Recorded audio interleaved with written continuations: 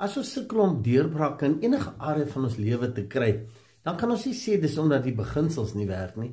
Weet julle wat, daar's een groot probleem hoekom dit so is. Ons spandeer nie genoeg kwaliteit tyd gefokus met die afgehandelde emosie asof dit reeds so is in daai area nie. En dis hoekom ek het sê ons soek kitspap. Ons wil die een ding hoor en as ons dit gehoor het sê ons, okay, great, dis fantasties en ons dink dis vas en wat is die volgende?